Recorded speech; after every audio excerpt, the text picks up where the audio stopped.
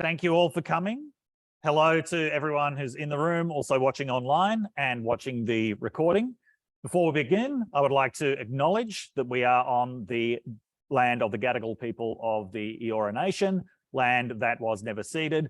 I pay respects to elders past and present. My name is Dr. David Smith. I'm an associate professor at the US Studies Centre and also in the discipline of Government and International Relations in the School of Social and Political Science. And so it gives me huge pleasure to introduce not only a friend, but a colleague, Christopher Pepin-Neff, to talk to you this afternoon about the relationship between presidents and sharks. Chris Pepin-Neff is one of the great success stories of the formerly Department of Government and International Relations at the University of Sydney. He got his PhD with us in 2014 and has since joined us as an academic. He's now a senior lecturer in public policy, one of our most valued and popular teachers, as I'm sure many of you in the room know, someone who is, well, highly in demand for guest lectures. I always get him to give guest lectures on methodology because he's always got the most interesting ways of finding things out. Now, prior to his life as an academic, Chris was a lobbyist. The term lobbyist like shark doesn't always have positive connotations, but Chris was one of the good lobbyists. Okay, Chris's lobbying played a major role in overthrowing the homophobic don't ask, don't tell requirement in the US military. Chris has written books about both of these topics. So in 2019, the book based on his dissertation, Flaws, Shark Bites and Emotional Public Policymaking, was released. That was described by Rodney Smith, who is the head of School of Social and Political Sciences, as the best example he had ever seen of a thesis being turned into a book. I highly recommend it. It was also, I've got to say, the greatest book launch I've ever been to. It was held at Sydney Aquarium. And while Chris was talking, there was this turtle going up and down, I remember. In 2021, he released LGBTQ Lobbying in the United States, published by Taylor and Francis Limited. Just before I hand over to Chris, I was talking with him beforehand. We share a favourite painting, or one of our favourite paintings. It is by John Singleton Copley, and it's called Watson and the Shark. It was painted in 1778. You can see a version of it in the National Gallery in Washington, DC, but there's a much darker and scarier version of it in the Detroit Institute of Art, which is where I first saw it. So it dramatizes a shark attack in Havana Harbor in the 1770s. And one of the things that this painting reminds me is that the cultural obsession with sharks goes back a very, very long way. And the representation of sharks as kind of the scariest thing possible, that didn't begin with Jaws, it didn't begin with Shark Week. It began a very long time ago. It basically began when humans were able to represent sharks. Now, to look at the very unique relationship between sharks and US presidents, because I've spoken long enough, I will now hand over to Christopher Pepin-Neff. Thank you so much, David. So David, if I can just speak his praises for just a couple of seconds, was so generous. I said that I had an article that had come out in the Washington Post about the role of sharks and presidents. And I said to David, you know, would it be possible to do a talk at the US Study Center? And he sort of jumped and said, you know, I'll do whatever I can to make this happen. And so today is really a testament to his work and effort. And so thank you very much, David. American presidents are apex politicians. They cruise the primaries looking for opportunities to nibble the competition. They lurk in the shallows of a debate for the moment to strike, and then they attack. Like, there you go again, or I will not make age an issue in this campaign, where we saw President Reagan use discourse to command a room and slip beneath the surface. American presidents also use their skills and abilities to be seen as unique heroes in society. But for every hero, there is a villain. And in many cases throughout history, sharks have provided a foil for American presidents to gain acclaim. Sharks represent a certain type of ungovernable problem, as illustrated by the noted author Neff 2015 in the article Jaws Effect, where there is perceived intent when shark bites occur, right? You think the shark meant to bite the person, which is different than perceptions that exist around other accidents in nature. For instance, there's been no government war on lightning, even though lightning strikes accounted for 11 fatalities and 69 injuries in 2021. Do you know how many shark fatalities there were in 2021 in the United States? 1. How about 2020? 3. Holly 2016 notes that there are documented total of 4,101 lightning-related fatalities per year around the world. 4,101 around the world for lightning-related fatalities. So sharks really do present an unique problem in society, one that is not particularly large. So the focus of this analysis is on presidents, because it's they who motivate the political narrative. Don't worry, there'll be plenty of shark stories. But as a result, the research question driving this study is, how does the relationship between sharks and presidents advance the office of the president? How do we make our heroes? What if this was a story about the way presidents use sharks to make themselves the hero of their own story? That would be quite a profound statement, and someone could make such an argument in 13 minutes or less, and then be followed by a Q&A. I'm going to argue that hero making occurs in 3 ways. Presidents attack sharks. Presidents use sharks to build a masculine persona, and presidents use sharks as an indisputable test of character.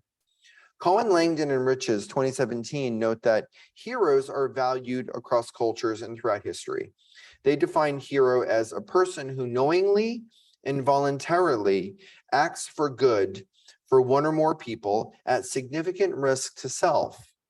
So this concept of significant risk to self becomes a linchpin, right, of you being a hero. For you to be a hero, there needs to be an element of risk. The most important fact in this talk is that there is something special within the human cognitive framework about sharks and shark bites that triggers our risk and makes them an accessible device for presidents in search of an instant enemy. The leader of the free world can fish for anything. George Washington fished for sharks. Teddy Roosevelt fished for sharks. Franklin Roosevelt fished for sharks. JFK, sharks. Woodrow Wilson, sharks. Trump, sharks.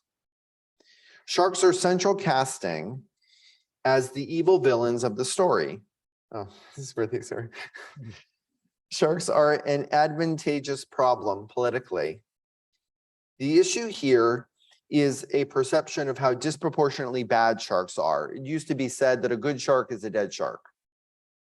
Indeed, shark bites occupy a disproportionate amount of space in the American psyche.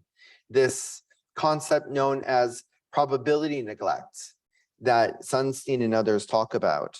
And it's the idea that something happens a lot when really it's quite rare, but because of the availability with which it comes to mind, you think it happens more often. So we see here at the last, once again, Neff 2015 states that the Jaws effect functions as a blame casting device that informs causal stories. And this can be seen in the way sharks have been maligned by presidents. And this occurred since the start of the American experiment. For instance, some presidents were simple observers like George Washington. Let's see, where's George Washington? George Washington, who recorded sailors taking on board sharks in 1751 during his expedition to Barbados. George Washington writes here in this journal article in his journal in 1751. Sharks, the fish from its peculiarly formed jaw and teeth, is also called a dogfish. Some of the species are harmless to man, but others are particularly ferocious and dangerous. They are numerous and found in all parts of the sea and along the shore. That's George Washington in 1751. This is the point that David made. That's 270 years ago. And we're talking about how dangerous sharks are found along the shores of the coast from George Washington. Others were more active, like the famous New Jersey fatal shark bites in 1916 that drew the attention of President Woodrow Wilson. Sorry about that. I'm out of order. Woodrow Wilson in 1916, whose shark bite incidents made it onto his war cabinet agenda. So we're in the middle of World War I, and there were a series of shark bite fatalities in New Jersey. And this is going to make it onto the war cabinet agenda. And he's going to deploy the Coast Guard to go and kill the sharks. There were no sharks to be, I mean, there was a shark that was eventually killed, but the Coast Guard didn't find any. They were going to dredge the river and send the Coast Guard in to do this and whatnot. This was the first, what we called tough on sharks presidency. And then there's President Nixon. Let me just look and see if I have a picture of President Nixon. President Nixon. Who was asked the Secret Service in 1969 to install shark nets around his house in Florida, in Biscayne Bay, Key Biscayne, Florida, for anyone who knows the area, out of fear of the fish. A government report stated, the Navy has installed and maintained at the request of the Secret Service a shark net in Biscayne Bay to protect the president while swimming there. Indeed, so profound is the foil of the shark to the presidency that presidents circle the sharks to create a moment of opportunity, a chance to attack. Former President Donald Trump declared an informal war on sharks. This is 2013, but he declared an informal war on sharks in 2018, stating, I'm not a big fan of sharks either. I don't know how many votes I'm going to lose. I have people calling me up, sir, we wanted to have a fund to save the shark. It's called Save the Shark. I say, no, thank you. I have other things I can contribute to. This in 2018 as President of the United States, right? It's not just tweeting in 2013, a random tweet about I hate sharks, they're losers, right? This is the sitting President of the United States. Woodrow Wilson, the sitting President of the United States. FDR, also, we'll get to it in a second, a sitting President of the United States. So like a villain needs a hero, so too does an emotional issue require an emotional catharsis. Sorry, I am terribly, I've done the, oh, there we go. Emotional catharsis. In this way, only a certain type of solution, remember, sharks are a certain type of problem, so it can only be solved by a certain type of solution. And the answer is, if sharks are the problem, hegemonic, heroic masculinity is the solution. Like most problems in the world, remember, this issue was around risk, a risky situation, and we are going to confront this risky situation head on, right? I say this as a non-binary person, man to man. So hegemonic masculinity, Ray Winconnell, 2005, is noted as the pattern of practice, i.e. things done not just in a set of expectations and identity that allow for men's domination over women to continue, but also it exemplifies the currently most honored way of being a man. It required all other men to position themselves in relation to it, and it ideologically legitimized the global subordination of women to men. What am I saying? The utilization and demonization of sharks by presidents furthers an agenda where the core elements of masculinity are seen to provide superiority over nature's most powerful and ruthless foe. The masculine superiority is seen as evidence of one man's superiority over other men. but more importantly, men's superiority over women.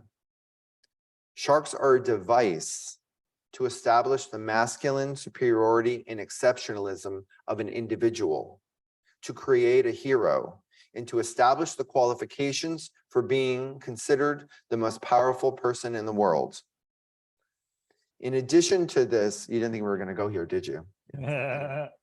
In addition, it's at this stage of the analysis we are reminded that sharks often constitute a manufactured crisis that's being responded to a preemptive tragedy to be overcome, an entirely constructed perception of masculinity, which is performed in ways that provide cultural relief and catharsis.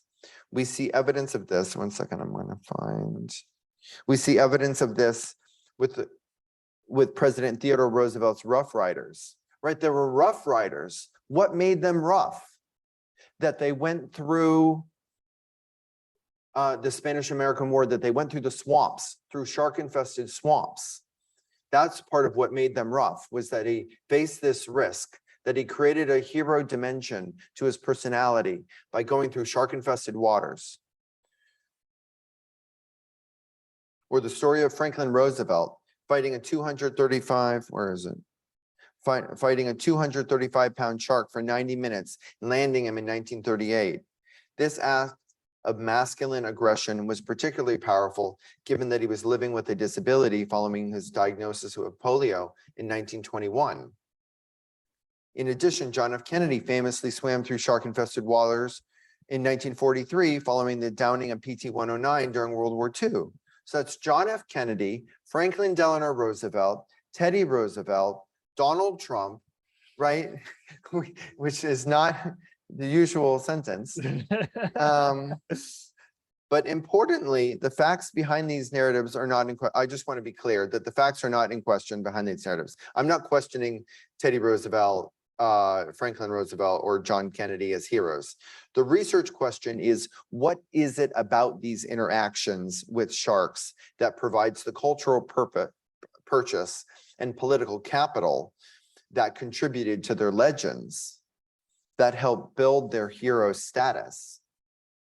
So finally, I just want to note in just a minute or two that there is an interplay between sharks and presidents that is seen as an ultimate test that reveals the presidential character, right? Presidential character is like a thing. It's like a qualitative thing. Does this person, can they hold presidential character?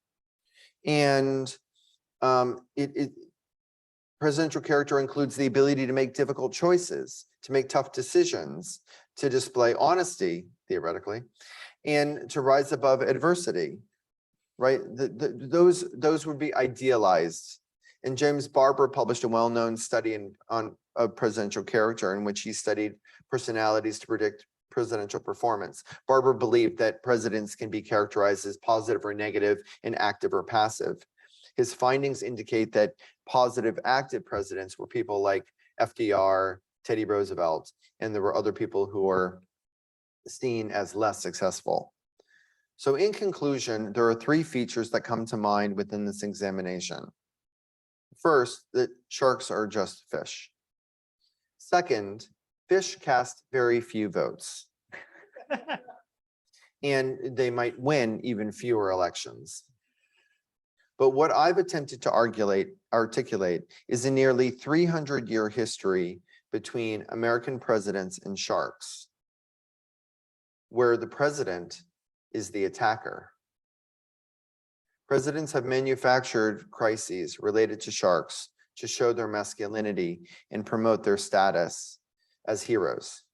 Here, sharks are used as a device to build a narrative of masculine superiority, and where the interaction with a shark is seen as a sign of authenticity and character building. Thank you very much. Yeah.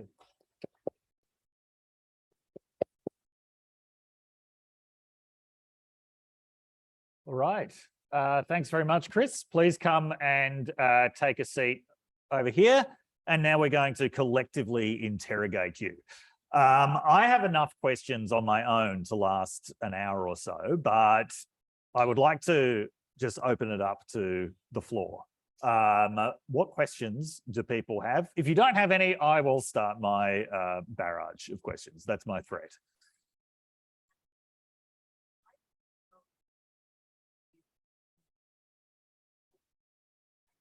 The genesis for making the connection.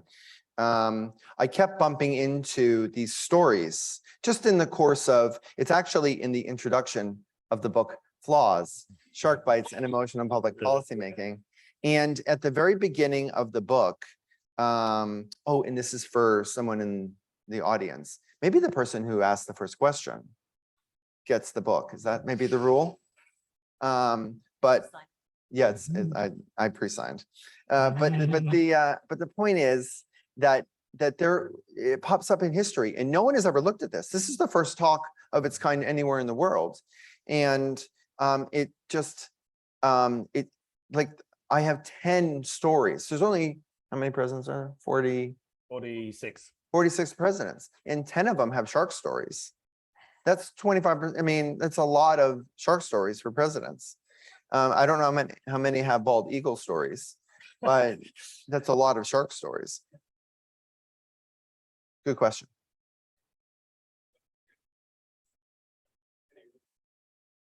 One of your presidents, Teddy Roosevelt, has like a famous bear story where, I might be getting it wrong, but refused to like shoot a cub and his image was softened, or maybe his masculine credentials were heightened. Is there any room for sympathy towards the shark as the shark's image softens with conservation efforts for presidents to boost their credentials by not killing a shark? Do you mind if I show another slide? Not at all. So I've got 3 slides here that we didn't get to because I was leaving them for questions, right? We've got Barack Obama, George H.W. Bush, and George W. Bush, all 3 of which are sort of noted, and really the first one was H.W. Bush, deserves the most credit if we're giving proper credit for like marine sanctuary work and shark saving and things like that. And so the question is there room for softening of the, I mean, here's the problem. The problem is that I might argue, I'm still working on it, that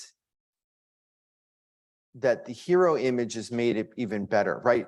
H.W. Bush is statesman, right? He supported the terrible shark and supported it even though it's terrible, right? That's kind of statesman he is, like the pro-shark, supporting statesman. And that's also creating a hero image that is also sort of to a certain degree based on masculinization of respect for, predatory, I respect the strong wildlife. So I'm not sure it's conceivable that this is a slightly even more evil answer to the question, right? Than admitting that I don't like sharks and I don't like them, and you can like them if you want to, but they're not my cup of tea, which some people would say. So I think it can go both ways, but I think it's even in the good cases where they're saving sharks, I think they're still building an identity that is heroic. Before we get on to the next question, I'd just like to add something to this question, which is our colleague Charlotte Epstein wrote a book back in 2008 about whales. That's right. We are really the marine life politics department, large marine life politics department. And she was looking at the global decline of the whaling industry. And she argued that it was because whales came to be seen in a fundamentally different way. And one of the major reasons for that was the advent of water parks like SeaWorld, where the whale was transformed into from this big, mysterious floating source of oil to this cute thing that did tricks for humans. And she was saying that the whale toy industry was those little toy killer whales that came out of San Diego were particularly important for the way that the image of the whale changed, until whales came to be seen as synonymous with the environment itself and looking after the environment. Now, I did notice you've got a picture of Barack Obama with a toy shark there. But do sharks suffer from not being as for want of a better word, toyetic as other animals.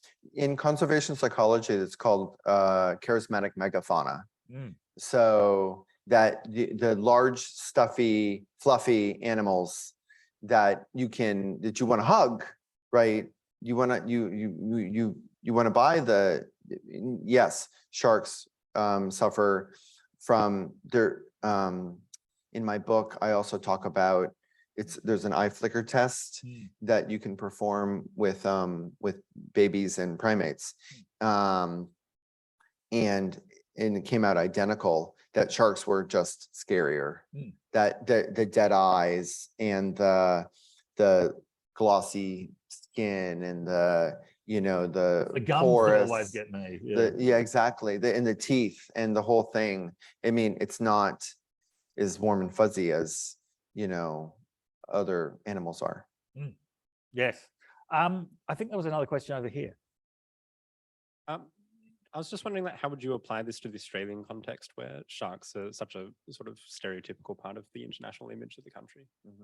I mean, so I'll be interested to hear what David has to say about this as well. Like, I mean, I was talking this afternoon about Colin Barnett, who had a tough on sharks.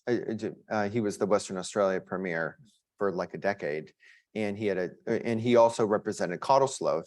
Does anyone hear from WA? Yeah, WA a little bit. And Cottesloe Beach is sort of like the Bondi of WA. That's a terrible sentence, but I'm going to go with it.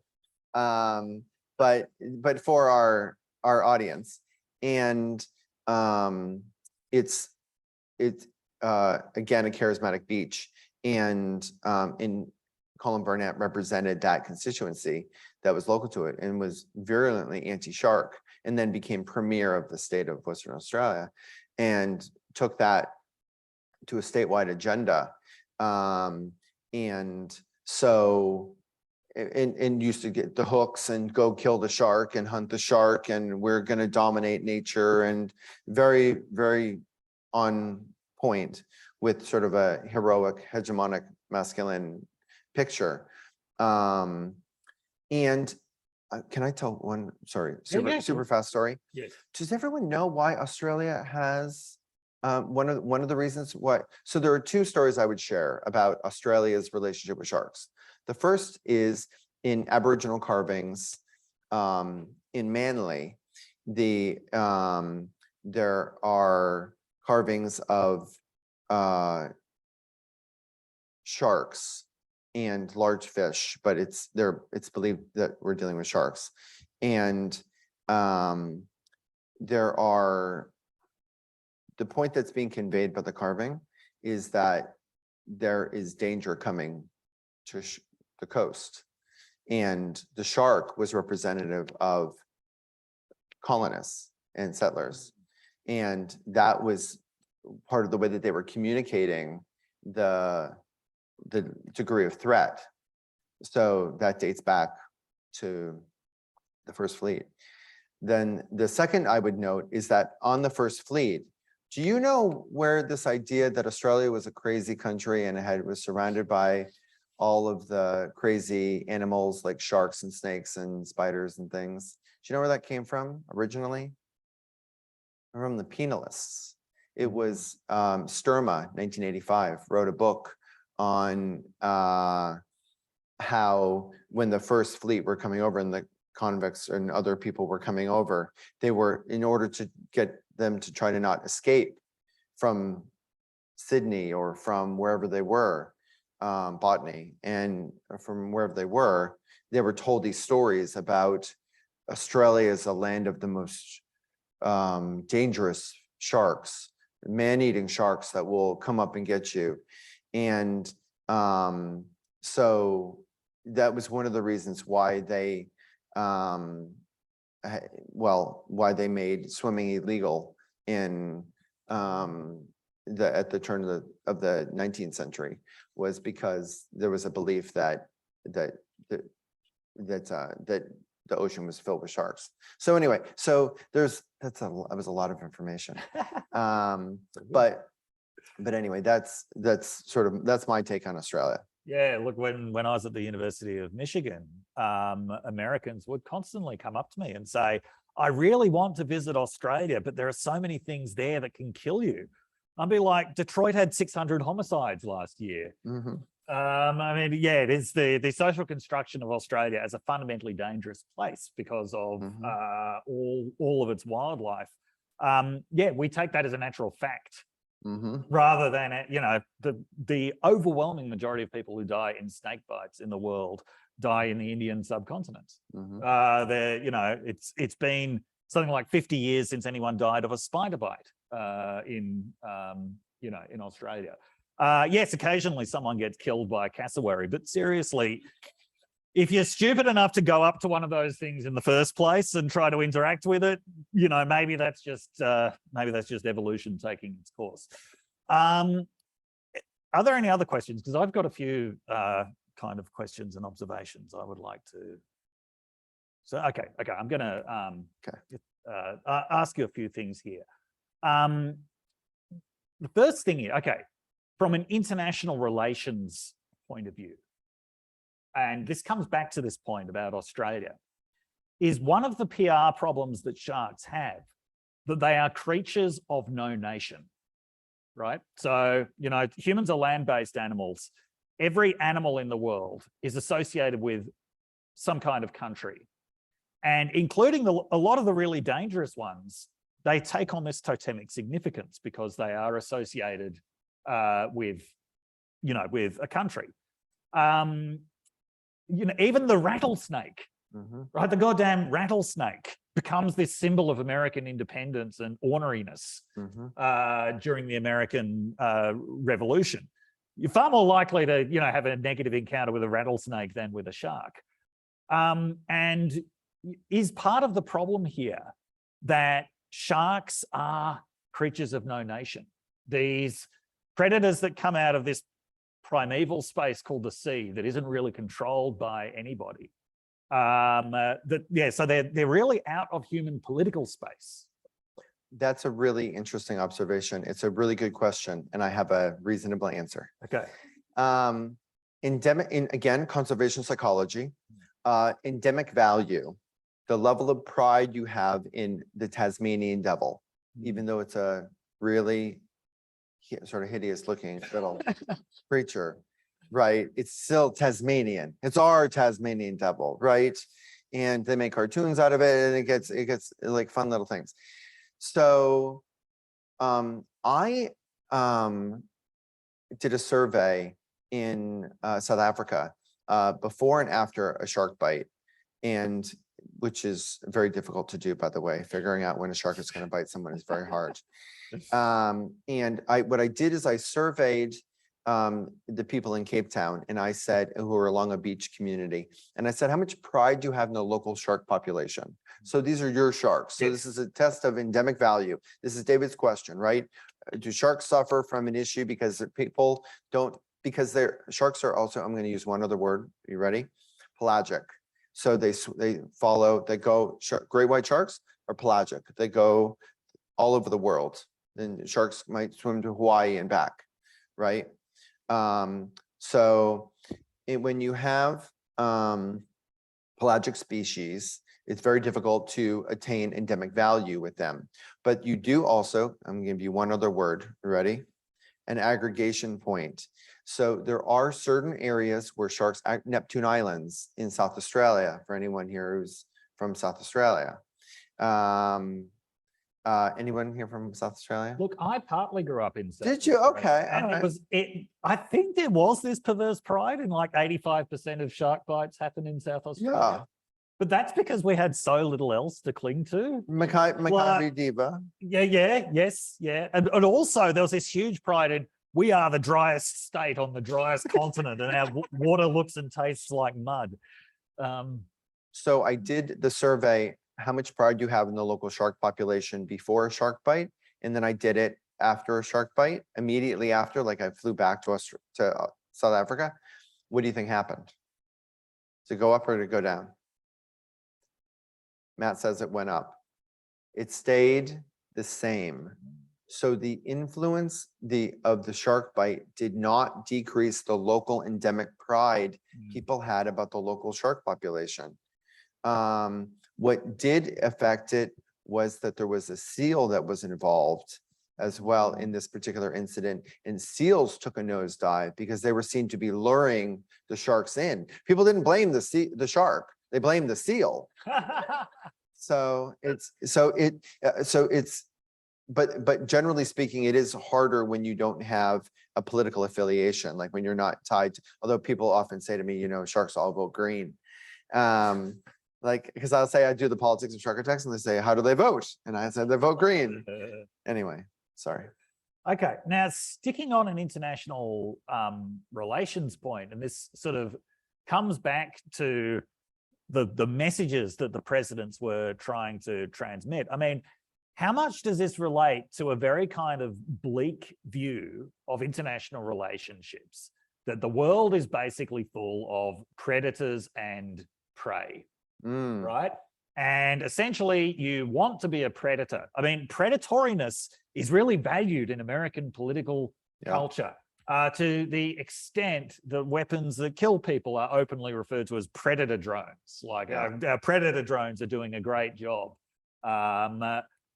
How much of it is, this idea that, well, sharks, because they're the biggest predator out there in nature, not only am I more of a man if I can kill a shark, but I'm actually the ultimate predator. That's right. I think that's a great sort of snapshot of hopefully the point that everyone will take away from here is that what did I say? The president's attack, right? That was almost the title of the thing. When presidents attack, sharks, right? Like that being on the offensive. And there are a number of different ways in which you can be like, so shark infested waters. Can I give you a little tip as someone who's spent 16 years on shark bites? If the waters are really shark infested, you're not writing about it afterwards, right? Like all of these stories of they swam through shark infested waters and, you know, the things like that. Your story is different. The story is a different one. So, but I do think that you're absolutely right that presidents attack. Right. Okay. Something else I'd like to address is there's in some ways a deep bias against animals that goes back to the beginning of Western political theory, right? So Aristotle said, basically, humans are political animals because we can speak and therefore we have to justify our actions to each other. That's what makes us human. That's what makes us political. This is something that no other animal actually does. Now, I think Aristotle did have a significant point, but that also inaugurated a real sense that animals weren't really worth considering at all.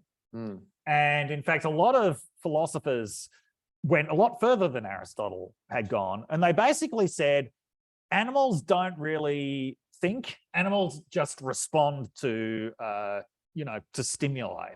They're not intentional animals at all. Okay, so I find this really kind of fascinating paradox around sharks and also other predatory animals, where on the one hand, there's this sense that part of the reason why they're so dangerous is because they are just responding to, to stimuli, blood in the water with sharks. And yet, on the other hand, we also hold them responsible for accidents, incidents, bites. We hold them responsible as if they could be adjudicated by human standards of intentionality. I mean, how do we resolve that? So I did a study with Tom Winter at Sydney Aquarium, and we walked 800 people through the shark tunnel. Okay, you know what my ethics application looked like? It was 800 people went through the shark tunnel, and we asked them we asked them two questions. One, what's your level of fear of sharks before and after? And then there was one test question. Do you think the shark is looking at you? Because we wanted to test this question of intentionality. Guess how much, what's going to happen?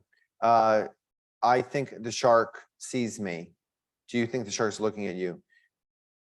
What do you think the shark's looking at you? The shark is looking at them. And is my level of fear going to go up or go down? It's going to go up. So that's true. For people who didn't, that's true, and I'm going to get to it in 10 more seconds. If I don't think the shark is looking at me, what happens to my level of fear? Goes down by 26%. So we know that we can, if we eliminate this issue of intentionality, right, this conflict within a species that we want to judge, but also condemn. But I can prove to you, I can provide a statistical model, a quantitative way to reduce fear of sharks, which is to reduce the degree of intentionality. And how do I do that in my research? I do it by saying, stop calling them shark attacks, because 40% of reported shark attacks have no injury. Did people know that? 40% of reported shark attacks have no injury. There was an incident in South Australia last week. The shark attack, right? How badly was the person bitten? Was the person bitten? The person wasn't bitten. The kayak was bitten. Kayak is very serious condition. But the person wasn't bitten. The person wasn't injured. And this was called a shark attack, part of the 40%. And so when you call it an attack, you create a model of intentionality that David's talking about that depresses support for sharks. And that is, from an evolutionary biological point of view, intentionality wins. Deborah Stone would say the same thing, causal stories say the same thing, right? If you have a choice between accident and intent, people say it's intentional. Did the tree fall on your house by accident, or did your neighbor, were they mowing around it and hit it by accident? And I've got a conspiracy theory for you. That tree that you saw, that wasn't windy, that wasn't bad roots, that was my neighbor. And so it's the same thing with the eyes, it's the same thing with intentionality.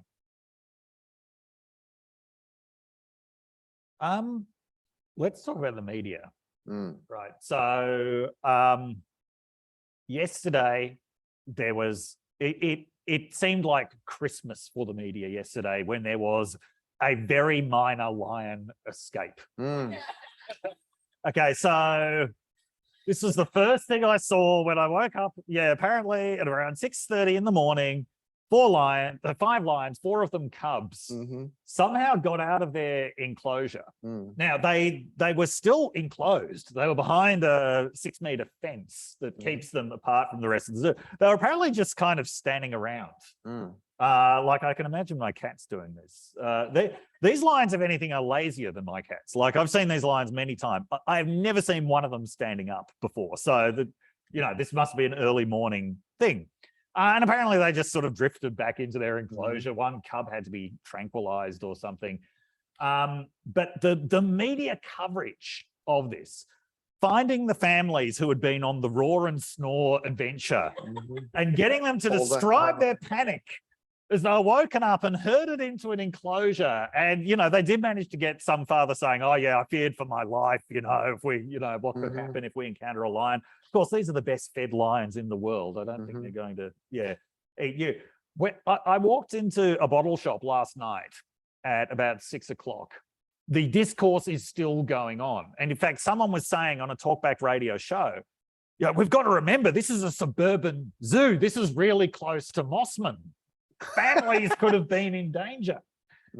Now, okay, so I suppose in some sense, we've got to expect the media to make hay out of something that is as unusual as lions escaping, even if they didn't escape. But you have been called on by the media now for about 10 years to talk about sharks. Like every time there's a major shark incident, you get called on. Has the media actually got any better at covering this? Yes. Wow. Yes, it has. So there's two things I would say about it. There's a recent journal article in the Journal of Biology from me that analyzed New York Times reporting and what language they use. Like how many times does New York Times say shark attack in 2022 compared to what it said in 2015, right? So I looked at 10 years of data, 2012, I looked at 10 years of data, and the slope goes like this. Shark bite goes like this. Shark attack goes like, or shark attack goes like this, is flat, and shark bite is going up. And I've seen it countless times. I saw it, I mean, I saw it just this week on the ABC, that media reporting is getting better. The issue that is still problematic is that it's variable. It's a variable depending on how bad the incident is, right? If we were talking about, so you say, Chris, how bad is the media? I say they're better. A 12-year-old girl gets taken tomorrow. That shark is dead, right? The shark is dead. The media is going to go crazy. You know, like it's all gonna come apart. Now, one of the analyses that I did in mine was a media analysis of calls in my book on Cape Town and on people who were perceived to be poachers, Black poachers, Black South African poachers, who were, it was argued that they sort of, well, they got what they deserved. They shouldn't have been poaching. And then when it was white girls, it was sharks are a menace and they should all be wiped off the face of the earth. And so there's like what I would call these high emotion, low threshold issues where you end up in a situation where it's dependent upon the characteristics of the incident, who not just who was involved, but what happened and where are they from? Like when and how quickly can their family be notified? When George Wainwright in Rottnest Island, I don't know if anyone ever remembers this story, but in Rottnest Island, there was a really bad incident where a gentleman was bitten by a gray white shark, and he was American, so his family didn't have time. In South Australia, when you had incidents that happened in South Australia, the family would come out and say, "Don't kill the shark." Well, because of the time zones, the family weren't even notified, so they couldn't say anything, and their position was, "Don't kill the shark." Well, they didn't find out, so by the time they found out, they had already gone out to kill the shark. And so like there's things like time zones that are involved in media reporting and how that influences responses. So I mean, these incidents are so complex. Like I'm always cautious when I do media to sort of like do no harm, right? It's a setup, right? It's a setup. Me going on and saying, I'm here. They're going to say this pro shark hugger is on and is doing a thing. So you've got to know that going in. And at some point, I say to people, "Oh, sorry, shut up."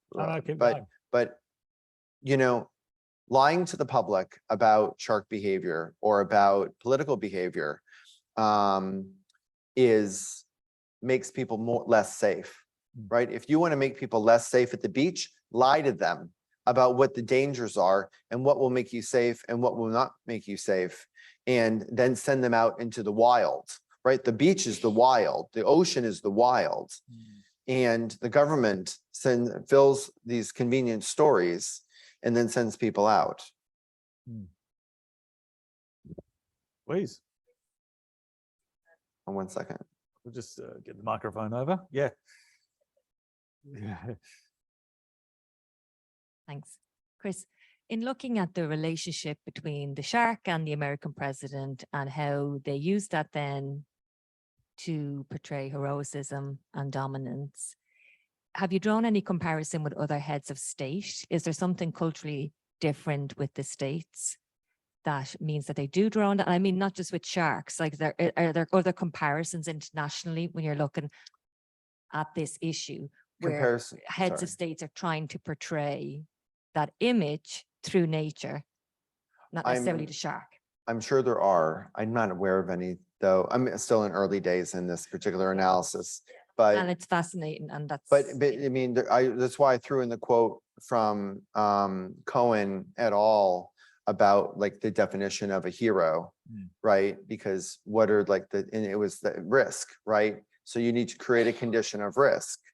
And I'm sure that there's international comparisons that can be made. Yeah, I mean, nothing actually quite springs to mind. Not that I know the animal politics of every country, but you know, apart from Jair Bolsonaro, who seemed to view the entire Amazon rainforest as an existential threat that had to be killed, there aren't so many examples. Once again, looking at land-based predatory animals, these are viewed as national treasures. In the places with the biggest land-based predators in sub-Saharan Africa, there are major national efforts to protect them from the bigger predator, which is hunters. Yeah. Often militarized efforts, lethal efforts that involve people getting killed in the service of protecting these animals. And I think that one thing that I've read about is countries often see their animals as ambassadors. So for China, the panda has immense international relations significance to the extent that pandas were directly involved in the first diplomacy between the People's Republic of China and the United States. In 1972, pandas were gifts. China is now often withdrawing pandas. It's the carrot and the stick. Yeah, I'm actually not, I can't think of any other leader of a country, at least in modern times, has been like, I am going to prove myself by going out and killing an animal. Part of it is also the US has an immense hunting and fishing culture, which is, I think, quite unlike anything anywhere else. I mean, I think Canada's is fairly similar, but the US is really unique. So every year, 12 million people go out and hunt during hunting season. 33 million people go and fish. Wow. In the United States. So these are massive industries that are a real part of the national psyche. And there are birders, right? Anybody here a birder? Like bird watching in America is is like huge. Anyway. Yeah. Now in Australia, we've got our own hunting cultures, but it's mainly around rural pest control. So it's not the same. And I mean, as we've been talking about, part of the appeal of killing the predator is, that you're becoming the bigger predator, where I don't think people really get that same sense if they're shooting a vegetarian, animal of some kind, or, the ridiculous aristocratic practice of sending your dogs out to go and hunt a fox. Like, so I think that in some senses, it's the uniqueness of that American hunting and fishing culture that actually, obviously there's hunting and fishing all around the world, but as a massive leisure industry in the US, I think that's one of the things that feeds into the fact that politicians identify themselves with the people by actually doing this. Other questions? Yes.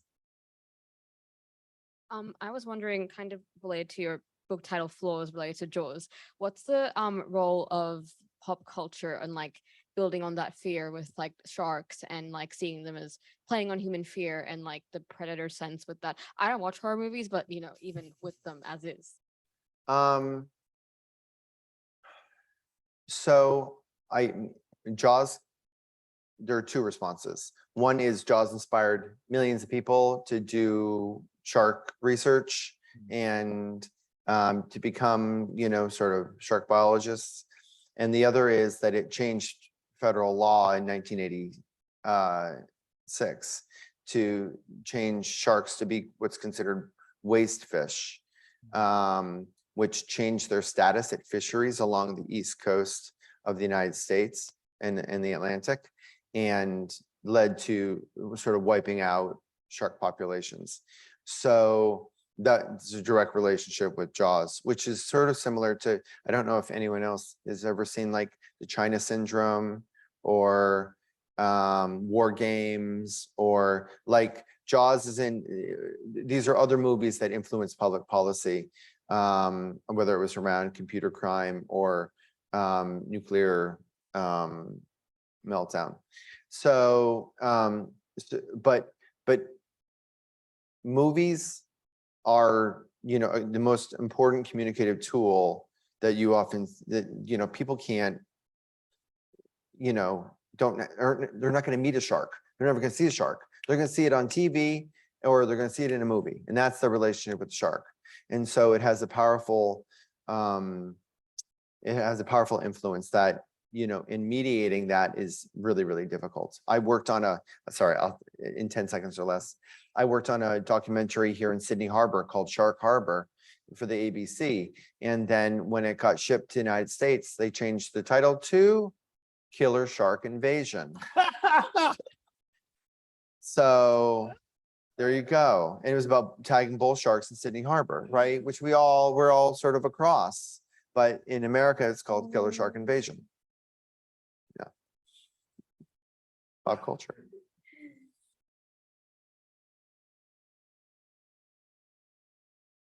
Hi, thanks for the talk. Back on the journalist thing, you said shark bite instead of shark attack. I did. Would that be your sort of go-to term, or should it depend on the situation? So there are 4 terms that the literature, which is me, sorry again, I apologize profusely, but that the literature suggests shark sightings, which is just when you see a shark, which is often called an attack, like a shark circles your boat, a shark swims around your boat. That's a shark sighting.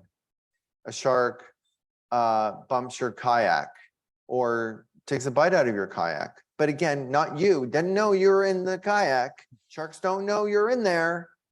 They can't see you through the kayak. So that's a shark encounter. So again, 2 non-injurious events. Then you've got shark bite and fatal shark bite. And I'm not trying to negate the tragic nature of fatal shark bites at all.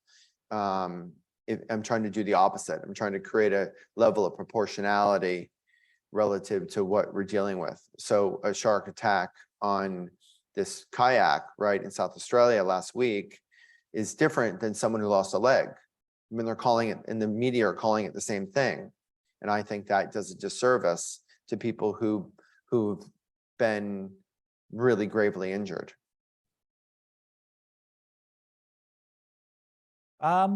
Any other questions? Ariel. I have a somewhat facetious question. Can you comment on dolphin politics and whether they provide like the hero narrative or even killer whales as predators of sharks? So, I mean, I have a very low opinion of dolphins. So, which is, I mean, sorry.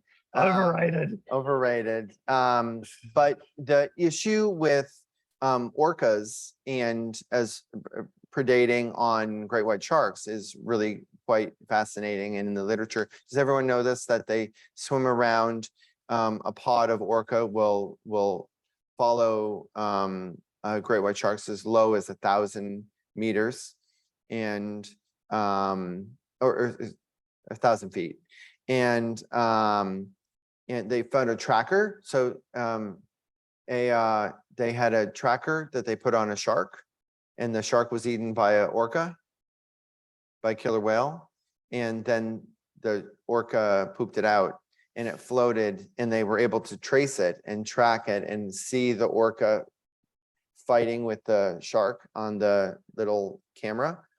And so it's a very interesting relationship. I mean, they are the apex predator of the ocean. Orcas are vastly superior. And sharks, they eat shark liver, which tastes like chocolate to an orca. So if anyone wants to leave here tonight with a little, this is all really dinner conversation that I'm trying to throw your way. So that's what I would say. I don't know if that's helpful.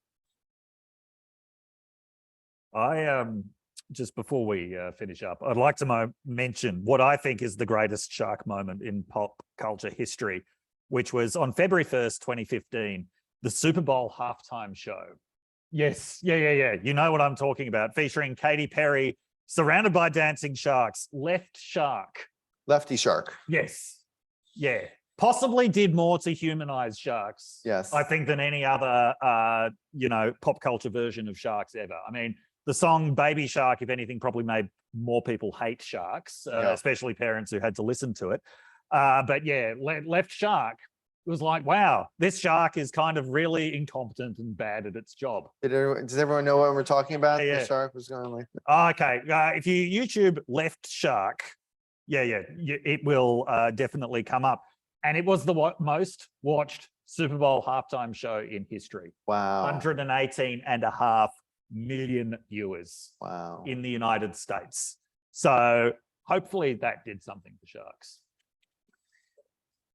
Yeah. 7 years ago. Well, as we wrap up, I just want to say, if I could ask for a round of applause for Associate Professor David Smith. Oh, thank you.